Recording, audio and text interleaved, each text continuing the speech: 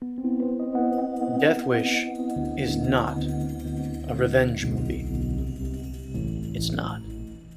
It should be obvious, and to many of you it probably is. But it is astounding to me how many miss the thesis of Death Wish when discussing it. The biggest offenders being so-called film journalists, especially ones that write for respected publications, like the New York Times. People think Death Wish is the one where Charles Bronson gets revenge for the rape and murder of his wife and daughter. But it's not.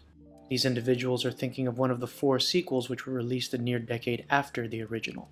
All of them are vengeance vehicles. Death Wish, the 1974 original, is not a revenge movie. Its themes are much deeper and darker than that.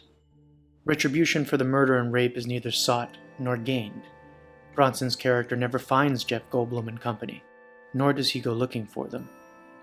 His turn to vigilantism is a desperate, borderline suicidal response to the ever-growing crime rate of 1970s New York City.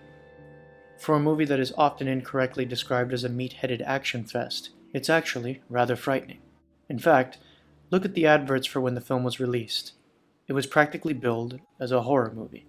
Never make a death wish, because a death wish always comes true. And you get to love it.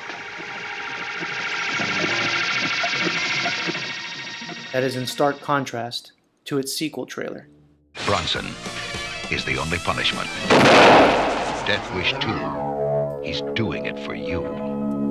Notice how the marketing shifted from warning the audience against Bronson's dark decision to not just condoning but celebrating his actions. The moody Herbie Hancock score from the first versus the latter's hard rockin' Jimmy Page guitar drives home that tonal shift, a change that later sequels would follow. No longer was the series about a man's disturbing descent into vigilantism. No longer was it an indictment of the bureaucracy that cursed us with our crumbling urban landscapes. No longer did it criticize our own complacency as a comfortable people. No longer did it ask questions about what it meant to be civilized. What do you call people who, when they're faced with a condition of fear, do nothing about it? They just run and hide. Civilized? It was about thugs getting Bronsoned.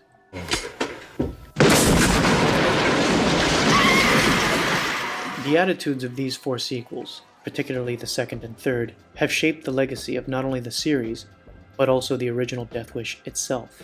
A movie that could not be more different from its exploitative offspring. A poorly made, revenge-based 2018 remake has not helped matters. It's a shame, because the first Death Wish is an interesting, if on-the-nose character study about a grief-stricken man going off the deep end. The one thing that Death Wish is not is a revenge movie.